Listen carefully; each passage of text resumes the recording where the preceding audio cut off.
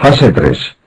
Durante la fase 3 el fenómeno fundamental es la salida de iones positivos para recuperar la negatividad del interior celular. Y eso se consigue básicamente mediante la salida de potasio, que es el catión que con más facilidad difunde desde el interior de la célula hacia afuera. De esta forma, de esta fase 3 se debe a la apertura de distintos canales de potasio, de los que hay muchas familias y subtipos que van a permitir que la célula progresivamente se vaya haciendo más electronegativa en su interior, recuperando el potencial de membrana y conformando lo que se denomina fase 3 o repolarización.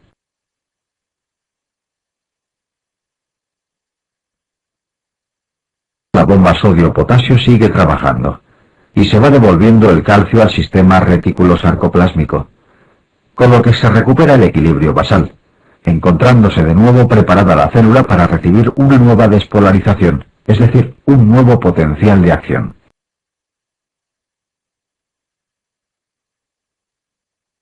Fase 4.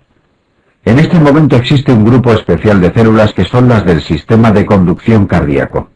Nodo sinusal, nodo auriculoventricular, haz de Is y red de Purkinje, que presentan una fase 4 del potencial de acción en la cual se produce una entrada lenta de sodio, de forma que progresivamente el potencial de membrana va acercándose al potencial umbral y al alcanzar los menos 60 milivoltios se van a volver a poner en marcha un nuevo potencial de acción, como se aprecia en la figura.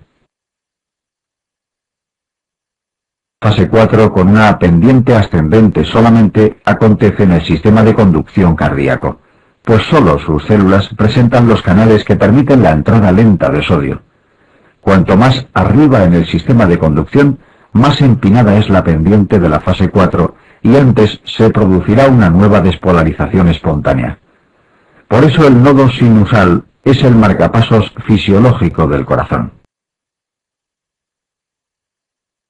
Además, esta fase 4 se ve muy influenciada por el sistema vegetativo a nivel de ambos nodos, de forma que el estímulo simpático hace que la entrada de sodio sea mayor, es decir, empina la pendiente de la fase 4, línea punteada, permitiendo que alcance antes el nivel umbral, y por lo tanto provocando un nuevo potencial de acción antes de lo que ocurriría en ausencia de estímulo simpático. El parasimpático tiene el efecto opuesto, línea rayada. Este es el motivo por el que un estímulo simpático produce sobre el nodo sinusal una aceleración de la frecuencia cardíaca. Conducción del impulso. Si una célula cardíaca se encuentra vecina a otra célula, está conectada a ella mediante unas uniones gap que permiten el paso de iones a su través. Así, cuando una de las células se despolarice, la célula vecina a través de sus uniones gap va a recibir esa información que va a servir como un estímulo para que se despolarice también, existiendo unas características en la distribución de dichas uniones gap, de forma que la conducción de este impulso despolarizante va a ser mucho más rápida en el sentido longitudinal de las fibras que en el sentido transversal. Así las células se comportan como un sincitio funcional.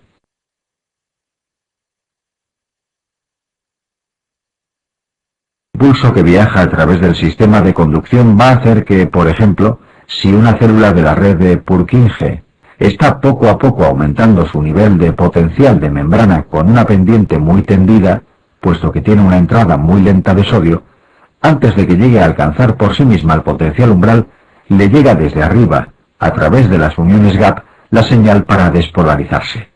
Este es el motivo por el cual la célula que se despolarice más rápido de todo el sistema va a ser la que funcione como marcapasos, en condiciones normales, el nodo sinusal. Fármacos antiarrítmicos. Clasificación. Este esquema nos sirve para comprender la clasificación de los fármacos antiarrítmicos en 4 grupos. El grupo 4 comprende los fármacos que afectan a la fase 2 del potencial de acción, es decir, son fármacos que inhiben la apertura de los canales lentos del calcio. Son los calcios antagonistas, verapamil y diltiazem. El grupo 3 lo conforman los fármacos que tienen la capacidad de inhibir los canales de salida de potasio durante la fase 3 de repolarización, alargando la duración del potencial de acción. El grupo 2 son fármacos que afectan a la fase 4 del potencial de acción, es decir, los beta-bloqueantes, pues al inhibir el impulso simpático conseguiremos disminuir la pendiente de dicha fase 4. El grupo 1 son fármacos que interfieren con la apertura de los canales rápidos de sodio, es decir, afectan a la fase 0 del potencial de acción. Al estar incluidos, un gran número de fármacos se dividen en 3 grupos: 1A, 1B y 1C.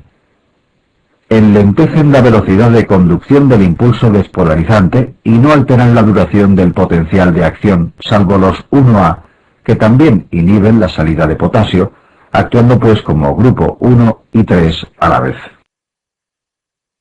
Grupo 4. El grupo 4 está formado por los calcioantagonistas no dihidropiridínicos, es decir, verapamil y diltiazem, que están indicados para tratar o prevenir las taquicardias por reentrada auriculoventricular, como la taquicardia ortodrómica o la taquicardia intranodal. También se utilizan para frenar el nodo AV en pacientes que presentan taquicardias en las aurículas como fibrilación auricular o flúter auricular crónicos.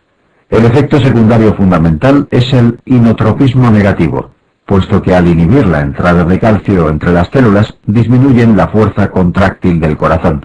También son cronotropos negativos, pues ambos nodos tienen un potencial de acción algo diferente al explicado, en el que la fase 0 depende mucho de la entrada de calcio.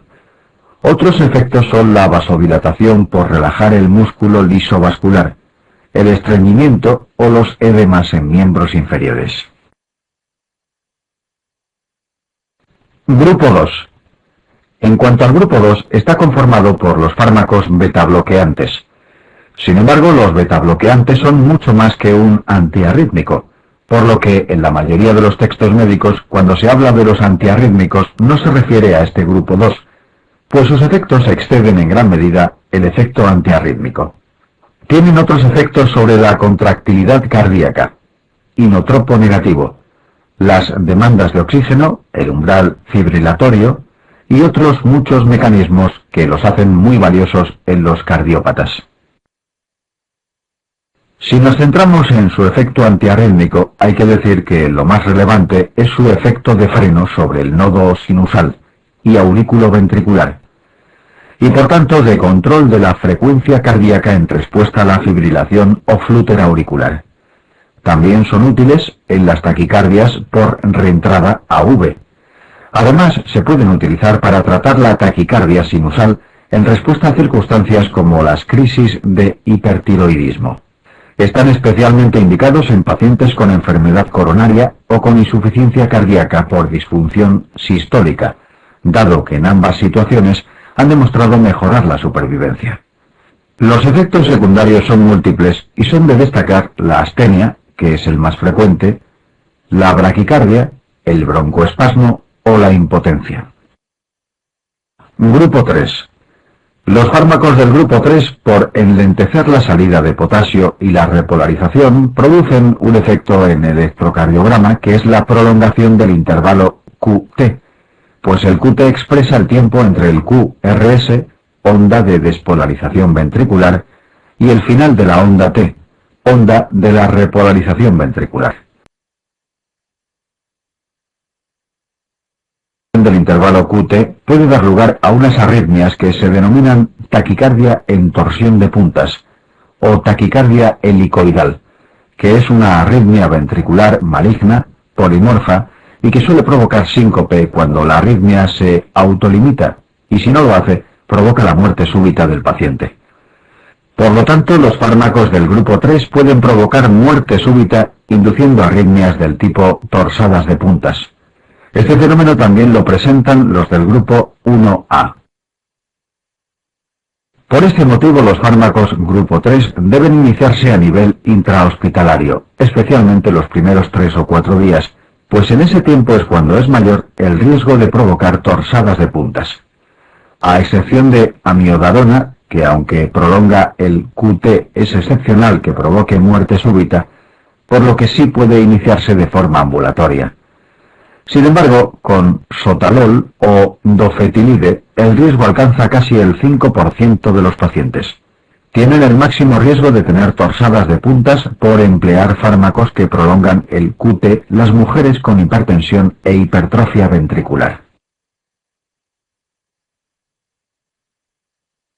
Amiodarona probablemente sea el mejor antiarrítmico de que disponemos, pues puede ser útil prácticamente en cualquier arritmia.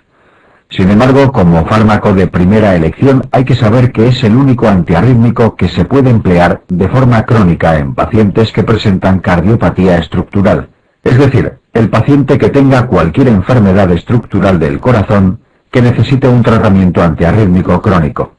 El único fármaco que puede recibir es la amiodarona, excepción hecha de los betabloqueantes que son algo más que un antiarrítmico. Amiodarona son sus efectos secundarios frecuentes: afectación cutánea con fotosensibilidad, depósitos corneales en bigotes de gato, alteraciones tiroideas, tanto hiper como hipotiroidismo, por tener yodo en su composición, fibrosis hepática o pulmonar. Esto hace que a largo plazo el paciente no tolere el fármaco. El sotalol es un fármaco betabloqueante, pero su efecto predominante es de grupo 3, por inhibición de canales repolarizantes de potasio. Dado que los pacientes con enfermedad coronaria tienen necesidad de tomar un betabloqueante, sotalol puede ser útil para tratar las arritmias en estos pacientes, especialmente para prevenir la fibrilación auricular. Ibutilide y dofetilide son dos fármacos útiles para el tratamiento de la fibrilación auricular y del flúter auricular. Esta última arritmia, el flúter auricular, es muy resistente al tratamiento con fármacos antiarrítmicos, siendo estos dos los únicos que tienen cierta cabida en su tratamiento. El efecto secundario fundamental es la prolongación del QT y riesgo de torsadas de punta. Dofetilide se puede emplear de forma segura en pacientes con enfermedades estructurales del corazón. Grupo 1A. Del grupo 1A son los más relevantes la quinidina y la procainamida. La quinidina se puede administrar por vía oral y es útil tanto para la fibrilación auricular como para arritmias ventriculares. Sin embargo, tiene efectos secundarios muy acusados a nivel gastrointestinal, que hacen que su empleo en la actualidad está en franca recesión. Además, tiene problemas añadidos como su potente efecto vagolítico, que puede provocar una aceleración en la respuesta ventricular en taquicardias supraventriculares, la prolongación del QT, que puede producir síncopes quinidínicos por taquicardias helicoidales, o la intoxicación crónica con síntomas neurológicos y visuales denominada cinconismo. Por vía oral es mal tolerado al poder provocar a largo plazo un fenómeno autoinmune tipo lupus-like.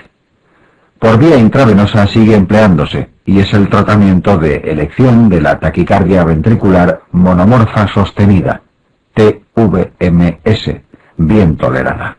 La TVMS es aquella que tiene su origen en los ventrículos y en la que todos los complejos QRS son de la misma morfología. Para tratarla con antiarrítmicos es necesario que el paciente la tolere hemodinámicamente, puesto que si está inestable lo que estaría indicado es hacer una cardioversión eléctrica urgente, igual que ocurre en cualquier otra arritmia.